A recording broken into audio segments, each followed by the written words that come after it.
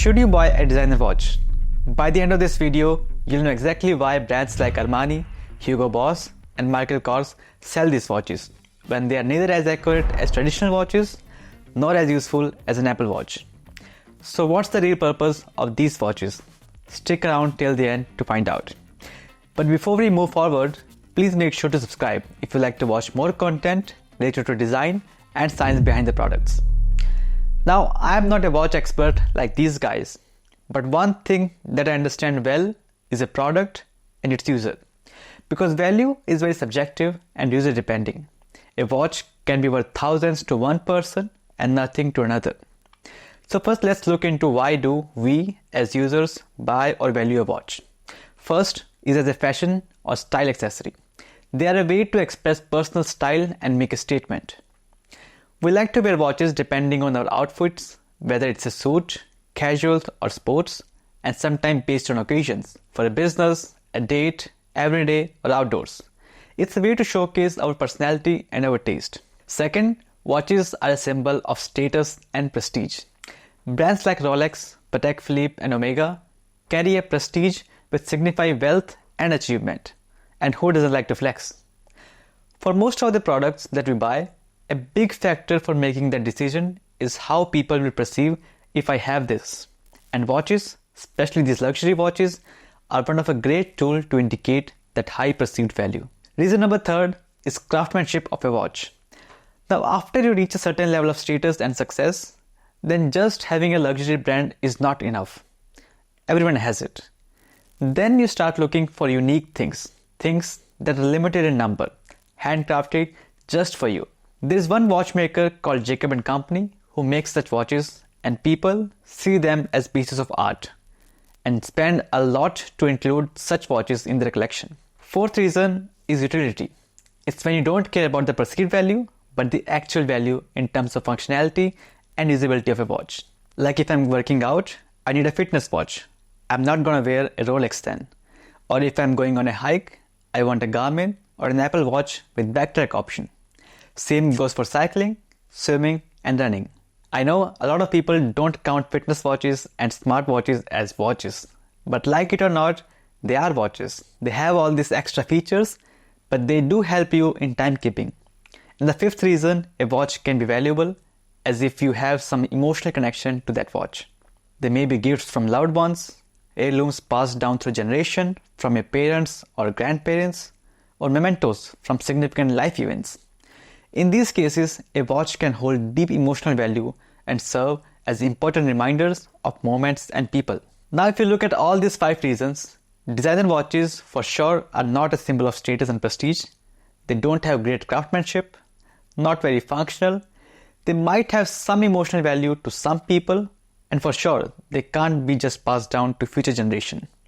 But one thing for which designer watches are designed for is to be a fashion and style accessory. So let's talk about the design in detail to understand that. First, let's see the shape and design elements on the dial and strap. Now, all the luxury brands usually have very consistent design language that they have developed over the years. Like Rolex has this crown dial on the case, the metal straps, and crown on the knobs.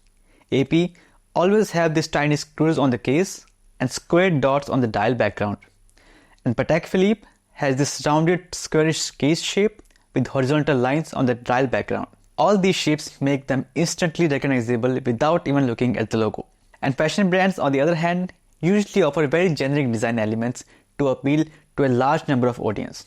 So they usually come in a number of dial shapes, multiple strap materials and colors.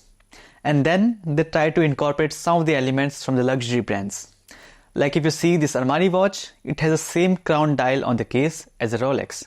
And this Boss watch has the same dial background with horizontal lines as there are in Patek Philippe. And then there are some brands like Diesel, which tries to be original and define its own design language, but end up producing watches that looks like they are inspired by Venom. But still, as they can't just copy the design completely, they add other elements on top of it. Like if you see this Armani watch, it took the square dotted background from AP, but then they added another layer of solid rings with numbers. Then another portion of multiple rings and then another layer of markings. All these elements are incorporated to give a sense of complexity to the design of the watch. Because in the world of watches, complexity means a better quality. But these fashion brands forget that here the complexity is referred to the mechanism, not the aesthetic complexity. And then the excessive use of branding make it even more crowded. Like in Armani or Diesel watches, you see the monogram as well as the text logo. There is no need for that. I mean, it's a watch, not a billboard. On the other hand, where luxury watches uses their design language to create a sense of identity, these fashion watches uses the logo and the brand name multiple times to create that. It might work in their favor when it comes to clothes, but for sure, it's not a great design decision to use it in watches. There are also some fashion brands like Daniel Wellington, Picto, and Sternglass, which follow the trending design style of minimalism and are incredibly sleek, thin, and simple. They usually come with very simple design with punchy colors in both dial and straps. Let's see till when the minimalism trend will last.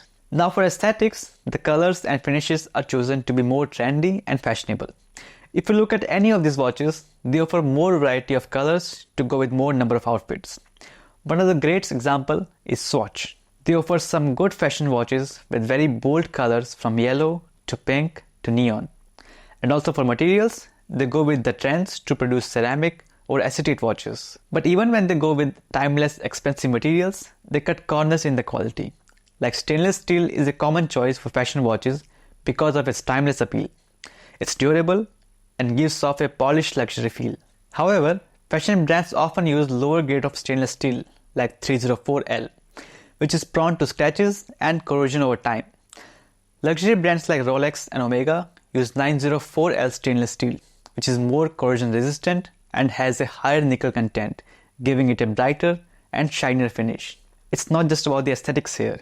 It's about ensuring the watch can withstand harsh environments with minimal wear and tear. Then there is sapphire crystal, which is a premium material for the cover of the case.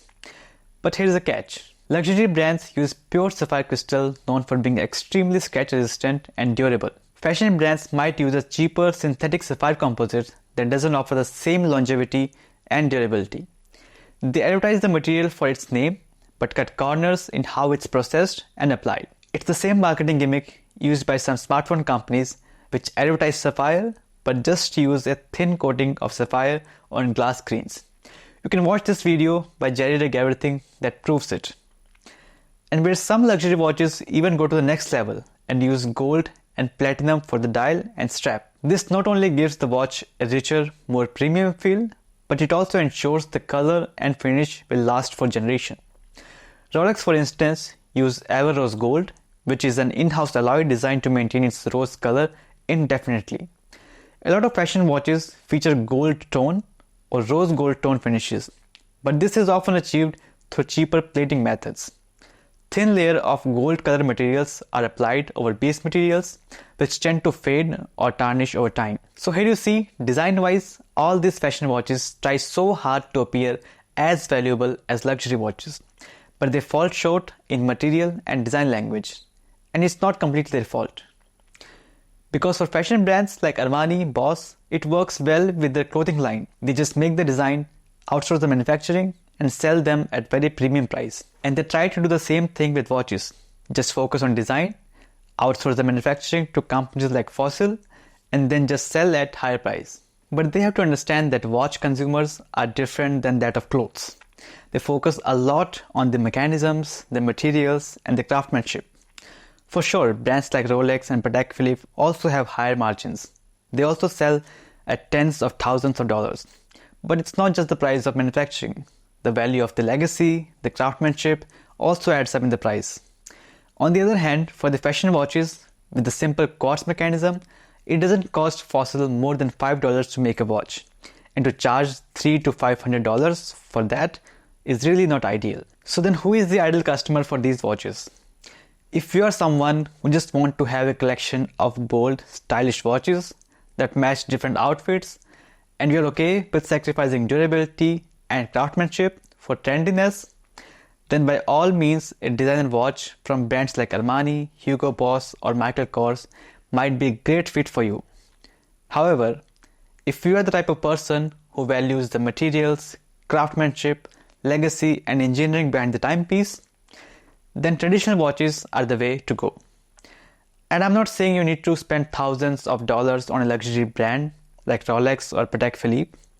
There are plenty of traditional watchmakers like Seiko, Tissot and Timex that produce excellent timepieces at reasonable price. Because at the end, it all depends on what you're looking for. Now if you like the minimal style of watches, maybe you'd like to watch this video about how Brown inspired the current trend of minimalism in products. That's it for today. I'll see you next time. Thank you.